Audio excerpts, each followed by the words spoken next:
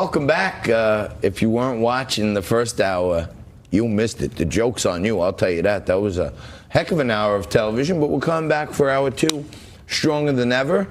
I have a full mixing cup here of finely chilled Question tequila. We're at the Newsmax studios, and we're going to have a good time tonight. I don't think I have.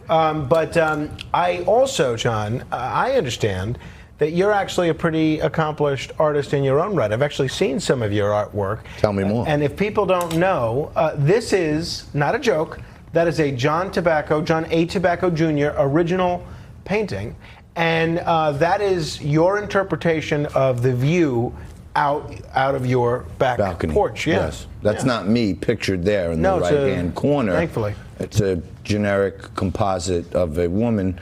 And I've been doing some research also. Yeah. I see while I'm home trying to relieve some stress and let my creative juices flow and paint the painting, you're over there in the back taking a nap. It's crazy. Well, I was in Home Depot. Oh, and there's the culprit. Nothing like giving yourself right up, Mike. Nice job on that one. No, well, you got to understand. That's Mike Levy, one of our director producers, head jack of all trades. No, you have to understand. World-renowned, award-winning director of Abnormal Attraction. Right, and Terrifier.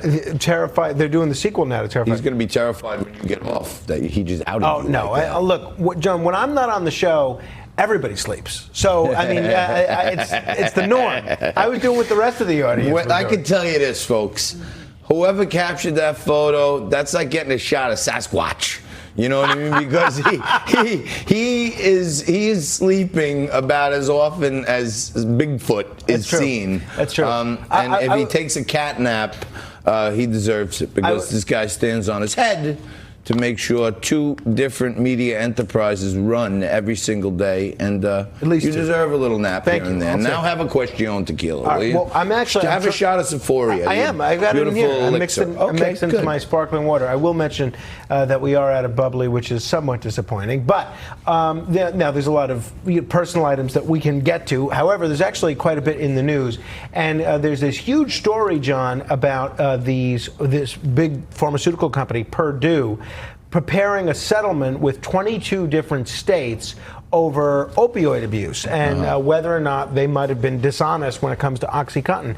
And apparently, they're going to go into a structured bankruptcy, hand over, I think, somewhere along the lines of $4 billion to these 22 states and I think even more localities, cities and counties, as part of the settlement. New York, interestingly enough, is not part of the settlement. They're not accepting it. I think they want a little bit more. What's your take on this whole thing, John? Sounds like peanuts to me. Yeah. The exponential effects of what these people and their marketing plans and their bribes to doctors, what they've done to our society, and the costs of health care in our society and the cost of rehabilitation for kids who got hooked on these things is in probably the hundreds of billions when you start adding all these tangential effects of them creating something that they knew was super addictive and then going out and paying people to be middlemen to basically pay off doctors to incentivize them to prescribe the more addicting pill. And we all know, I mean, we're in Staten Island, New York. It's the opioid capital of New York State. We all know that these things came from the genius of their minds. And they were the board of directors, and they said, yes, we know everyone's going to get addicted. Let's get a bunch of middlemen to go to a bunch of doctors, and they'll take the bait. And they should be paying a heck of a lot more. And, you know, I make this point often. If any of these people had a vowel at the end of their name, I know Purdue has one, but I don't think they're Italians. If they had a vowel at the end of their name, there'd be a RICO case, and there would be numerous Goombas being walked out of their homes in sweatsuits, getting taken to the who's cat. John, that's what I think. I think you're absolutely right. Yeah. In all candor, and they go into the projects and they lock up African Americans every day who are selling 1/1,000,000th of the amount of pills that these people sold to our entire society and almost crippled a generation of kids. Well, the thing with... I know, I'm going hard on this, but it's true, Frank. Look, I got kids. I mean, and we're not trying to allow either the doctors or the individual drug users to evade responsibility here, because the doctors do play a role here in overprescribing. But what Purdue did here was apparently they knew how addictive this chemical was, this substance, OxyContin, and they intentionally misled the public, and they intentionally published incorrect information about the addictive nature of this medication. And I think, you're right. At a time, how do you blame the people or the doctors? What do they know? They're not. I go see Dr. Frank. You know Dr. Frank. He's the best. He prescribes me a pill. I go home. I go to Delco Pharmacy. I see Robert. I get my pills. I go home. I take the pill. I don't start reading up on what the side effects are, I believe in my doctor and my pharmacist. That's the problem. The individual patient, the individual consumer needs to be... We need a medical license before we take a pill. Unfortunately, yeah. You have to be very careful about what you're putting in your body. And you'd like to think you could just blindly trust your doctor, but that's not the case. So you don't think a 3-pack of Whoppers and a shot of Question tequila is something I should be putting into my body? I think you would be better off with that than a pill full of OxyContin. Than a Purdue multi-strength, extra-strength Vicodin. That's right.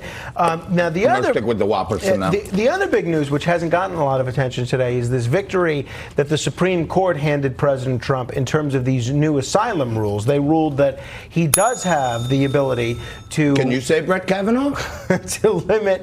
to limit who's coming into the country and seeking asylum. And this is a legal battle that was going on for a while, and certainly something the president's pretty pleased with. This is why you voted for Donald Trump. Because when the left realized that decisions like this about our borders and about grabbing illegals and throwing them out of the country, they knew they were going to get to the Supreme Court, and Brett Kavanaugh was number 5. That was the lock for the president. And that's why they were pulling people out of every corner of America to come out and make these false accusations against the guy. And you didn't vote for him because he picked Brett Kavanaugh.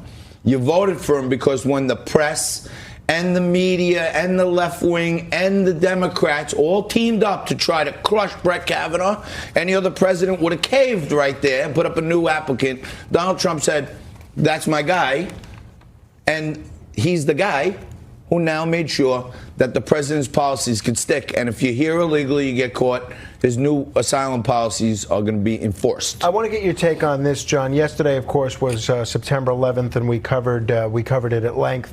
And we're going to chat a little bit later in the program with Shireen Qudosi on this subject. But this was the footage from yesterday, September 11th, commemoration in which the son of someone that was killed on September 11th took aim at Ilhan Omar, and her remarks that September 11th was essentially some people did something. Take a look at what this gentleman says. Some people did something, said a freshman congresswoman from Minnesota, to support and justify the creation of CARE. Today I am here to respond to you exactly who did what to whom. Madam, objectively speaking, we know who and what was done. There is no uncertainty about that. Why your confusion? On that day, 19 Islamic terrorist members of Al-Qaeda killed over 3,000 people and caused billions of dollars of economic damage. Is that clear? But as to whom? I was attacked. Your relatives and friends were attacked. Our constitutional freedoms were attacked. And our nation's founding on Judeo-Christian principles were attacked.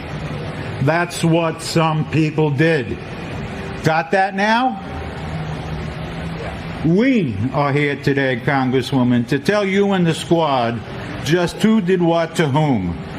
Show respect in honoring them, please.